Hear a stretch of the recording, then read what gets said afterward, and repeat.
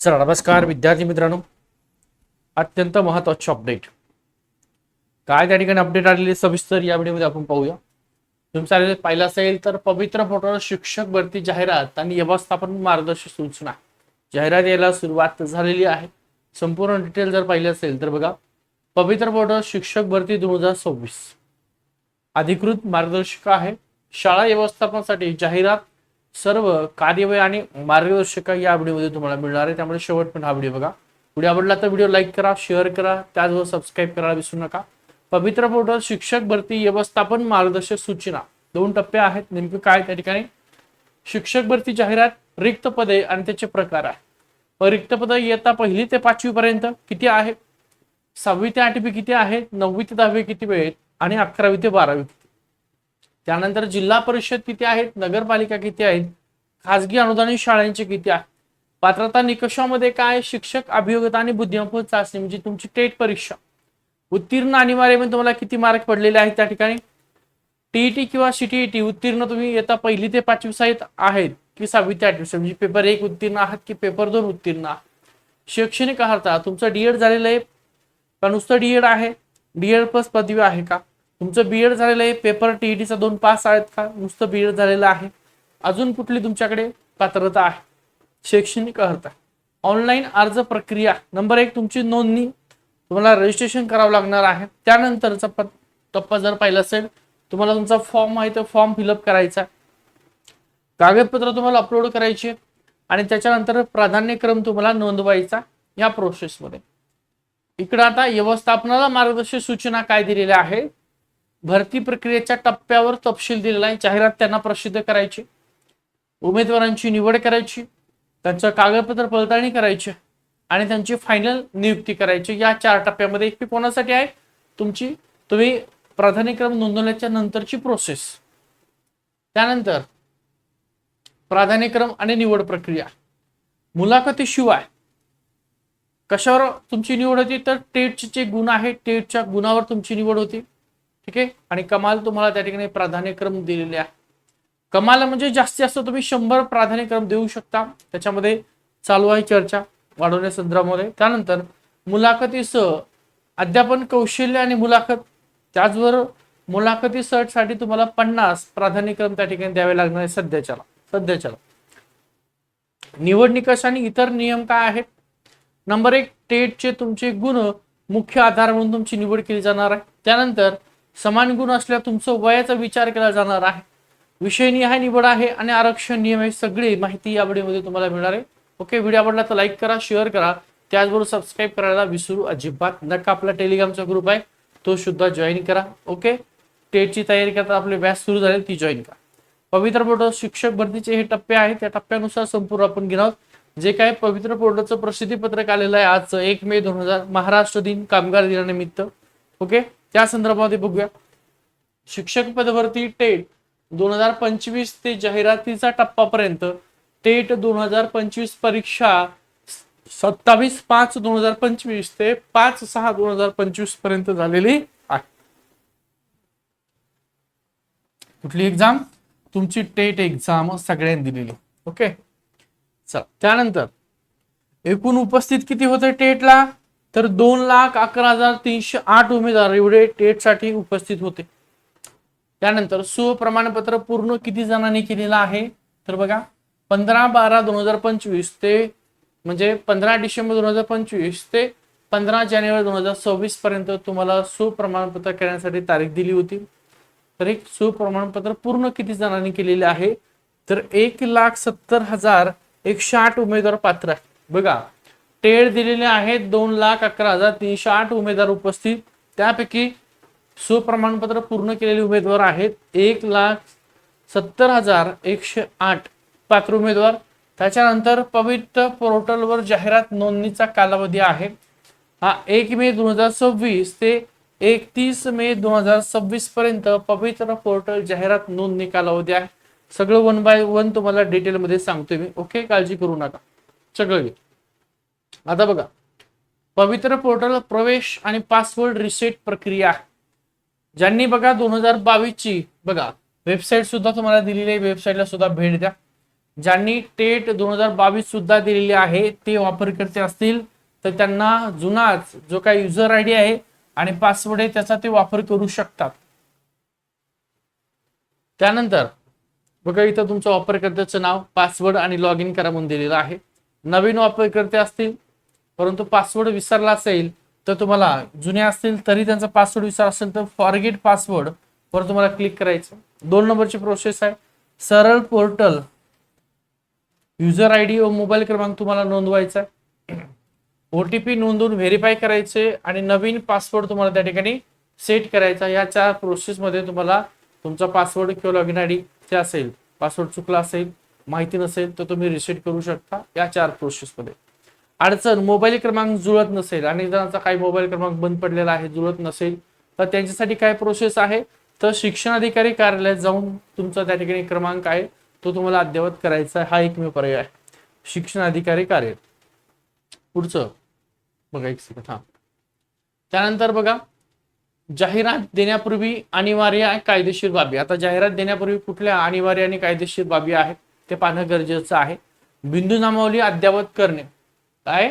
बिंदू नामावली अद्ययावतीकरण व त्याचं प्रमाणीकरण करणं ही तुमची जाहिरात देण्यापूर्वीची अनिवार्य कायदेशीर बाब आहे. चेकलिस्ट, सहाय्यक आयुक्त मान्यता बिंदू नामावली विभागाच्या सहाय्यक आयुक्ताकडून प्रमाणित असणे अनिवार्य आहे.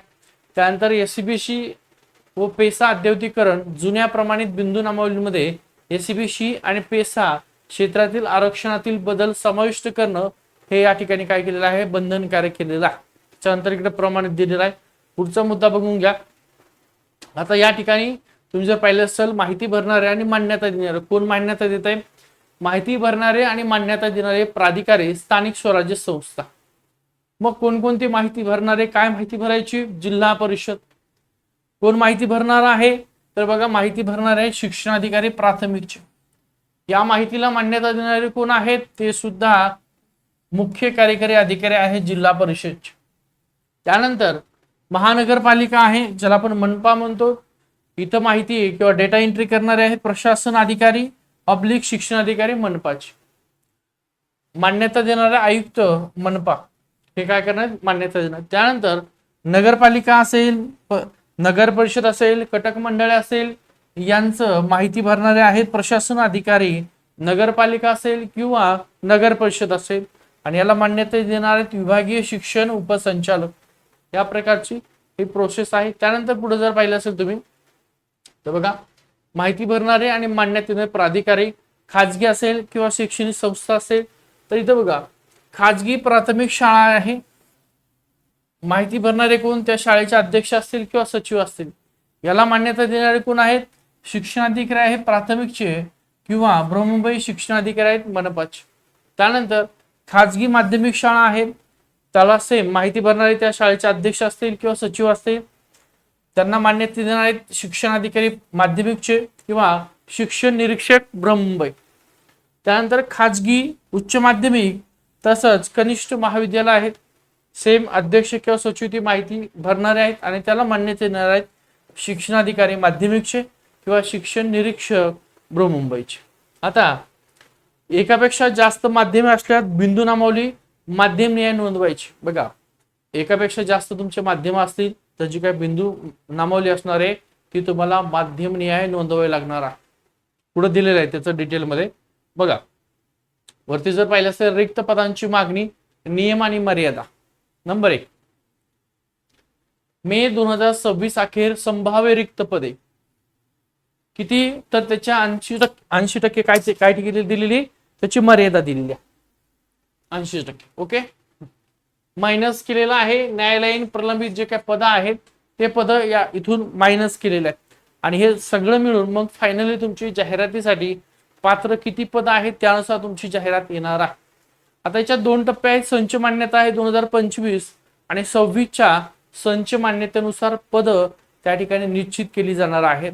त्याच्यानंतर अंशवेळ पद आहेत. 2 विषयातील कार्यभारामुळे पूर्ण वेळ मंजूर असलेली जी काही पद आहेत ती नोंदवण्याची सुद्धा या ठिकाणी आता काय केलेली आहे, सुविधा उपलब्ध करून देण्यात आलेली आहे. आता इथं बघा, विषय निवड मार्गदर्शिका इयत्ता 6वी ते 8वी साठी कोणकोणत्या आहेत. नंबर 1, इयत्ता 6वी ते 8वी फक्त गणित आवश्यक असेल, फक्त गणित याच्याकडे 6वी ते 8वी, तर त्यांनी फक्त गणित निवडायचं गणितामध्ये असेल. फक्त विज्ञान असेल तर त्यांनी फक्त विज्ञान निवडायचं. दोन्ही विषय एकाच शिक्षकाने शिकवणे आवश्यक असेल तर गणित आणि विज्ञान त्या ठिकाणी निवडायचं असं सुद्धा दिलेलं आहे. विशेष शिक्षक दिले त्यांनी बघा, स्पेशल टीचर दिले. कला व कार्यानुभव 15/3/2024 चा शासन निर्णय, त्याच्यानुसार हे पद मंजूर झाले. त्यांना स्पेशल टीचर या अंतर्गत त्यांनी ते नोंदवायचे आहेत. पुढे दिलेलं आहे. हे सगळं तुम्हाला 1 बाय 1 घेणार आहे. आजचं जे काही प्रसिद्धी पत्रक आलेलं आहे 1 मेचं, त्यानुसार हे डिजिटल मध्ये थोडंसं बनवलेलं आहे. विषय निवड मार्गदर्शिका इयत्ता 9वी ते 10वी साठी सेम. विज्ञान आणि गणितासाठी दिलंय. फक्त गणित असेल तर गणित निवडा, फक्त विज्ञान असेल विज्ञान निवडा, दोन्ही असेल तर गणित आणि विज्ञान दोन्ही त्या ठिकाणी निवडू शकता. मग आता सामाजिक शास्त्र कोणी निवडायचे बघा, ज्याचा इतिहास विषय सुद्धा आहे, भूगोल सुद्धा आहे आणि इतर पुन्हा एखादा विषय आहे, तर त्याने काय करायचंय, सामाजिक शास्त्र निवडायचं. एखाद्याचा फक्त इतिहास असेल तर फक्त इतिहासच निवडायचा, एखाद्याचा फक्त भूगोल असेल तर भूगोलच निवडा. परंतु काही जणांचं काय झालेलं आहे, ग्रॅज्युएशनच्या वेळेस ग्रॅज्युएशन करताना काही मुक्त विद्यापीठातून केलेला आहे, मग त्यांचे विषय इतिहास भूगोल या टाईप मध्ये आहे, काहींची भाषा विषय आहे. ठीक आहे, तर ते पुढे सांगणार आहे कसं निवडायचं. एवढं आजचा व्हिडिओ बघून घ्या. इतिहास भूगोल इतर विषय असतील तर समाजशास्त्र निवडा. स्पेशल इतिहास विषय असेल जो असेल तो स्पेशल विषय त्या ठिकाणी या सामाजिक शास्त्रामध्ये निवडा. शारीरिक शिक्षण मंजूर रिक्त पदांसाठी शारीरिक शिक्षण निवडायचं. आता शारीरिक शिक्षणाच्या सुद्धा जागा येणार आहेत. ठीक आहे, तर त्यांनी शारीरिक शिक्षण असं निवडायचं. त्यानंतर आता जाहिरात निर्मिती आणि क्रमवार कार्यवाही असणार आहे. एकूण याचे सुद्धा एक 5 टप्पे दिलेले आहेत. पहिला टप्पा आहे बिंदू नामावली नोंदणी करायची, म्हणजे रोस्टरची एंट्री आहे, म्हणजेच काय बिंदू नामावली. Okay, roster entry. त्याच्यानंतर सक्षम प्राधिकाऱ्याकडून मान्यता. या रोस्टरला जी काय बिंदू नामावली आहे किंवा रोस्टर आहे त्याची एंट्री, त्याला अप्रूव्हल मिळवायचा आहे, सक्षम प्राधिकाऱ्याची मान्यता मिळवायची. 3 नंबर आहे विषय गट व विषयाची नोंद म्हणजे सब्जेक्टची एंट्री. 4 नंबर आहे विषयाच्या माहितीस मान्यता, सब्जेक्ट अप्रूव्हल. आणि फायनल आहे तुमची जाहिरात जनरेट करणे, जनरेट ऍड. आणि ही सुविधा माहिती भरणारे प्राधिकारी यांच्या लॉगिन वर उपलब्ध असेल. जे माहिती भरणारे असणार म्हणजे कुठलं, जिल्हा परिषद, नगरपालिका, महानगरपालिका. ठीक आहे, त्यानंतर खाजगी संस्था असतील, शैक्षणिक संस्था असतील, तर ते जे कुठे माहिती भरणार असतील त्यांच्या लॉगिन वर ही सगळी माहिती त्या ठिकाणी काय केली जाणार आहे, उपलब्ध करून दिली जाणार आहे. आता अंतिम टप्पा जाहिरात प्रसिद्ध करण्यासंदर्भात आहे. इकडे बघा पवित्र पोर्टल जाहिरात प्रसिद्ध करणं दिलेलं आहे. त्यासाठी तुम्हाला एकदा वर्तमानपत्र दाखवलेलं आहे आणि बंधनकारक वरती लिहिलेलं आहे. हो, तर जाहिरात वर्तमानपत्रामध्ये प्रसिद्ध करणं यांना बंधनकारक. पोर्टलवर जाहिरात जनरल झाल्यानंतर, पोर्टलवर जाहिरात जनरल झाली, ती जाहिरात तुम्हाला वर्तमानपत्रात देणं बंधनकारक आहे. शासन निर्णय दिनांक 7/2/2019 मधील तरतुदीनुसार सदर जाहिरात वर्तमानपत्रामध्ये काय करायचे, प्रसिद्ध करणं हे बंधनकारक दिलेलं आहे आणि ते करावंच लागणार आहे. त्याच्यानंतर तांत्रिक मार्गदर्शनासाठी टेट 2022 चे जे काही विद्यार्थी असतील, पवित्र पोर्टल प्रसिद्ध केलेल्या युजर मॅन्युअल आणि फ्लो चार्टचा वापर त्यांनी त्या ठिकाणी करायचा. आता अडचण निवारण आणि संपर्क. प्रशासकीय विलंब असेल, शिक्षणाधिकारी उपसंचालक यांच्याकडून विहित मुदतीत प्रतिसाद जर मिळाला नसेल तर आयुक्त महाराष्ट्र राज्य परीक्षा परिषद पुणे यांना त्या ठिकाणी कळवायचंय. कुठं कळवायचंय तर या ठिकाणी बघा दिलेलं आहे MSCE पवित्र पोर्टल @gmail.com. ठीक आहे, त्यानंतर तुमची काही तांत्रिक अडचण असेल, पोर्टल वापरताना तांत्रिक समस्या उद्भवली असेल तर तुम्हाला संपर्क करायचा असेल त्याचा सुद्धा ईमेल दिलेला आहे. बघा pavitra25@gmail.com आहे. या ठिकाणी तुम्हाला काय करायचं आहे, संपर्क करायचा आहे. हा व्हिडिओ अत्यंत महत्वाचा, चांगला आणि सुटसुटीत प्रकारे बनवलेला आहे. जे आज प्रसिद्धी पत्रक आलेलं आहे पवित्र पोर्टल वरती, त्यानुसारच हा संपूर्ण डिटेल व्हिडिओ बनवलाय. याच चॅनलवर तुम्हाला इथून पुढे संपूर्ण डिटेल प्रोसेस तुमची रजिस्ट्रेशन पासून ते फायनल सिलेक्शन पर्यंत आपण घेणार आहोत. त्यामुळे चॅनल नवीन आहेत, अजून सबस्क्राईब नसेल केलं तर चॅनलला सबस्क्राईब करा. नुसतं चॅनलला सबस्क्राईब करू नका, आपला टेलिग्रामचा ग्रुप आहे तो सुद्धा जॉईन करा. व्हिडिओ आवडला तर लाईक सुद्धा करून द्या. या प्रोसेसमध्ये संपूर्ण तुमची प्रोसेस प्रक्रिया असणार. ठीक आहे. थांब. हा, काही प्रश्न असतील तर आपला नंबर दिलेला आहे किंवा पट्टीमध्ये नंबर दिसतोय, या नंबरला तुम्ही संपर्क करू शकता. थांब.